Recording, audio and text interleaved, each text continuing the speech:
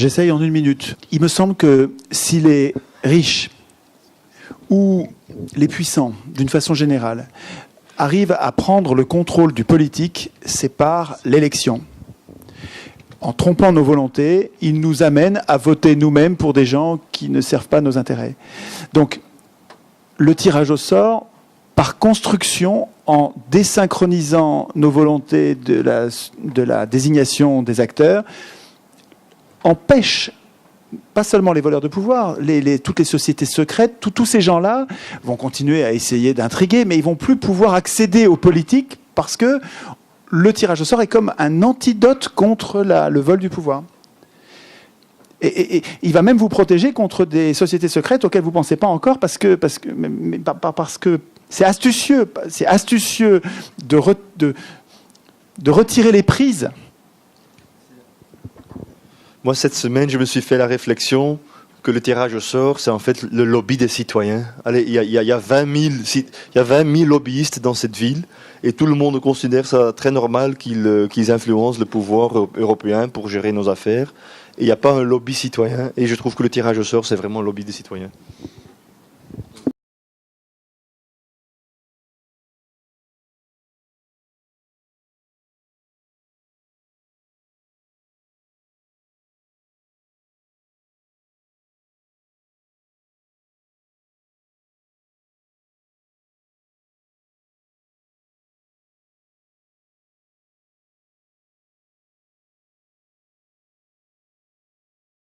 Un mot rapide qui me vient de l'expérience des ateliers constituants, parce qu'on en parle de ça dans les communes. Dans les ateliers constituants, on essaye de trouver donc quelles sont les domaines dans lesquels on veut, au niveau local, écrire nous-mêmes nos lois. Et donc, c'est la subsidiarité. Quels sont les domaines ? Et nous décidons nous-mêmes des sujets que nous voulons traiter. Et on se demande justement, alors, il y en a qui disent, mais comment on va faire ? On va pas avoir les mêmes règles sur l'école avec la commune voisine, et on va tous avoir des règles différentes sur l'école. Et en général, nous réglons le problème en disant « Et alors, qu'est-ce que ça peut faire quoi ? Entre la France et l'Allemagne, il n'y a pas les mêmes règles sur l'école, et puis ça va bien, on cohabite, et pourquoi ce ne serait pas exactement la même chose, la même facilité ? Les humains ne sont pas fous, ils vont apprendre à lire, à écrire, à compter aux enfants, ça de toute façon. Et les différences qu'il va y avoir, c'est sur des pouillèmes. Est-ce qu'on est obligé d'avoir une harmonie ?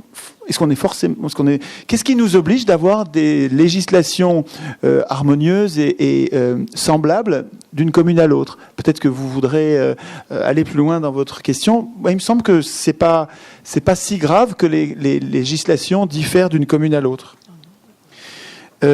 Sur le fait que les sectes cachés vont continuer à exister et vont envoyer finalement des agents secrets dans les assemblées tirées au sort en diffusant les idées de la secte dans les assemblées, ça paraît pas problématique parce que les sectes c'est des humains et ils ont des idées et ces idées sont pas, on va pas leur couper la tête, c'est des humains et ces idées peuvent se reproduire dans l'assemblée tirée au sort. Mais par contre, ils vont plus avoir le moyen. Parce que le tirage au sort leur permet pas de savoir qui va être désigné comme représentant, comme chef, comme celui qui écrit les postes de pouvoir leur seront inaccessibles. Ils pourront discuter dans les assemblées, mais pourquoi ils pourraient pas ? Ils peuvent, oui, bien sûr, mais ils pourront plus décider comme ils le font aujourd'hui de qui va être désigné. En tout cas, ça va être plus compliqué pour eux. Il me semble, il me semble que ce sera plus compliqué pour eux. Et puis, sur la violence inévitable, c'est vrai qu'on n'a jamais vu un pouvoir rendre spontanément les clés, ça n'arrivera pas comme ça. Mais je vous rappelle qu'à chaque fois qu'on se révolte, et des révoltes, il y en a tout le temps dans l'histoire des âmes, c'est d'une banalité. Ok, on va avoir des insurrections, on va en vivre d'autres, mais à chaque fois, nous étions à l'issue... On fait preuve de violence pour se débarrasser des tyrans, et à chaque fois... Juste après là, ça y est, ils sont partis, on s'est débarrassé des tyrans, nous nous retrouvons dans une situation où, sur le plan constituant, jusqu'ici, nous avons toujours été incultes. On n'était pas entraînés du tout. On était en train de jouer un match. Allez, maintenant il faut écrire la Constitution. Et on n'a jamais joué, on n'a jamais vu un ballon. On est incapable, on ne s'est pas entraîné. Alors à chaque fois, les professionnels de la politique qui, eux, s'en occupent, prennent la place, écrivent la Constitution, et nous, on leur laisse parce qu'on ne s'est pas entraîné, on n'est pas capable, et on dit s'ils veulent écrire, qu'ils l'écrivent. Et à chaque fois, les professionnels de la politique instituent leur puissance, et c'est normal, c'est eux qui l'écrivent, et instituent notre impuissance. Donc quand même, vous dites la violence est inévitable. Oui, mais c'est pas le problème.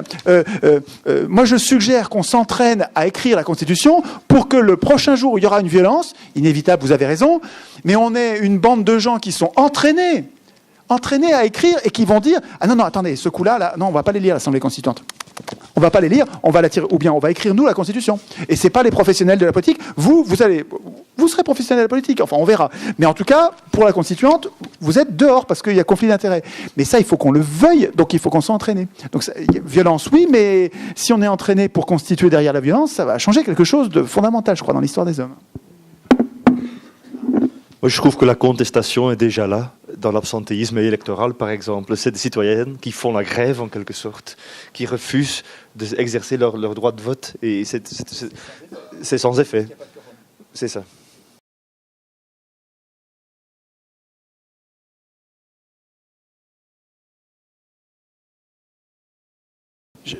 Vraiment, je suis prêt intellectuellement à accepter l'idée de tirer au sort mes législateurs. Mais c'est parce que ça fait 10 ans que j'y réfléchis, que j'ai complètement apprivoisé l'idée du tirage au sort. Ce que je redoute, c'est que la proposition à des gens qui connaissent pas le sujet soit terrifiante.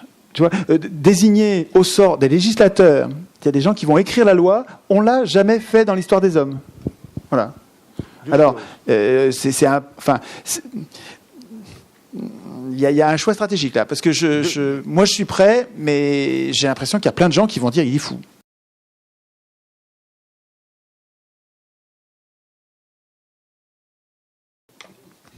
Je vous conseille sur la planète, les frontières, de lire le petit livre de Régis Debray qui s'appelle Éloge des frontières, qui est un livre que je trouve absolument remarquable. C'est une conférence qu'il a donnée à Tokyo, donc c'est un texte très court et facile à lire, et dans lequel, juste parce qu'il y a 1000 choses à dire de ce bouquin, mais je vais juste m'en servir pour évoquer l'identité planétaire. Debray souligne que nous n'arrivons à faire société, nous autres les humains, que quand il y a un ennemi extérieur. C'est-à-dire que c'est pour nous défendre par rapport à un extérieur hostile que nous arrivons à fraterniser. Et du même coup, en étendant de proche en proche sa quête de fraternisation, il suggère que tant que nous n'arrivons pas à fraterniser au niveau planétaire parce que nous n'avons pas un ennemi et que des extraterrestres hostiles nous amèneraient à fraterniser. Mais moi, je suis pas du tout. Je cherche aussi à fabriquer cette identité. Je la sens, cette identité humaine planétaire. Mais à mon avis, notre problème politique, il est d'instituer des pouvoirs et de nous en protéger. À mon avis, si on prend le problème au niveau planétaire, on met la charrue avant les bœufs. Nous ne sommes même pas foutus de le faire au niveau d'une commune, peut-être même pas d'une famille. Il faut qu'on s'entraîne à un niveau qui nous est palpable, préhensible. Et puis une fois entraîné au niveau communal, on va se fédérer. Et puis une fois habitué à la fédération dans une région, on va se fédérer à un niveau... à mon avis, dans l'ordre, c'est plutôt du local vers le mondial. Il me semble que dans l'ordre, c'est plus logique de commencer par le local.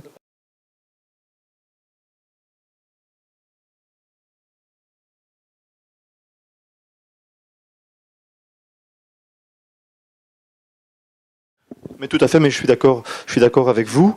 Voilà, c'est une question de vitesse. Il y a des enjeux colossaux et urgents. Et donc, qu'est-ce qui va aller le plus vite ? Une révolution, ça va très vite, mais on n'est pas vraiment sûr que le résultat va être ce qu'on veut. Et donc voilà, peut-être que effectivement la marche à travers les institutions prend un peu plus de temps, mais avec un résultat plus sûr. Et je suis complètement d'accord avec vous. Il y a moyen de faire plus vite. Il y a moyen de faire avancer les choses et nouer les énergies qui sont déjà là, notamment dans le monde associatif. Nous sommes déjà fort nombreux et je trouve que le groupe est en train de croître de plus en plus. C'est peut-être pour ça que le G1000, voilà, c'est pas encore officiel, mais je peux peut-être le dire déjà maintenant ici, nous sommes en train de penser de lancer un appel, on a encore 5 semaines avant les élections, d'avoir ou de penser ou de concevoir que la Belgique devrait avoir un ministre ou un secrétaire d'État à la démocratie, à l'innovation démocratique, à la participation. Je dis le G1000, c'est l'organisation que moi j'ai fondée. Mais bien sûr que ce n'est pas quelque chose qui émerge justement de nous. Ce serait ce serait fort faisable de créer, ne fût-ce qu'à travers des pages Facebook, d'avoir 10 000 ou 20 000 signatures de gens qui disent voilà, on croit effectivement que c'est une bonne idée. Nous avons la technologie maintenant pour mobiliser des groupes assez importants. C'est une idée, je pense que la chance d'en avoir un ministre pareil est peut-être encore un peu précoce, malheureusement. Pour moi, ça pourrait déjà commencer hier matin. Mais déjà, de lancer cette idée, de nourrir la réflexion là-dessus, parce que maintenant, tous les partis politiques disent oui, c'est une bonne idée, mais bon, après le 25 mai, ils vont faire rien avec. Mais de les obliger à mettre, comme on dit en anglais, à mettre l'argent là où leur bouche se trouve, et to put your money where your mouth is, ce serait vraiment une bonne idée de les obliger. Voilà, ils sont tous d'accord. On a une chance, on a 3 élections à la fois maintenant, et puis on va avoir une période sans élections pendant 4-5 ans. Si nous ne faisons rien maintenant, on perd une fois de plus 5 ans. Donc c'est vraiment une opportunité de changer la donne. Et on a toujours eu des secrétaires d'État en fonction de nos besoins. La lutte contre la fraude, la simplification administrative, l'économie durable et tout ça. Et pourquoi pas, maintenant que les enjeux démocratiques sont vraiment à l'ordre du jour, pourquoi pas inventer ou exiger que nous ayons un ministre, un secrétaire d'État à la démocratie ?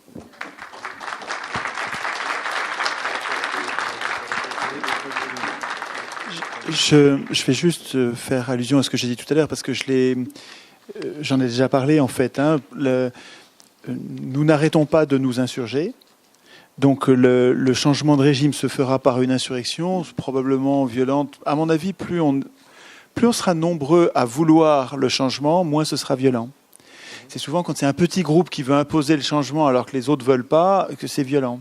Bon, de toute façon, il y aura la violence de ceux qui ne veulent pas. Les privilégiés sont capables de semer le chaos. Ils le font dans tous les pays de la Terre aujourd'hui encore. Le chaos est semé par les privilégiés qui ne veulent pas du changement. C'est les contre-révolutionnaires. Donc ça fait des siècles que ça existe. On aura ça dans les pattes.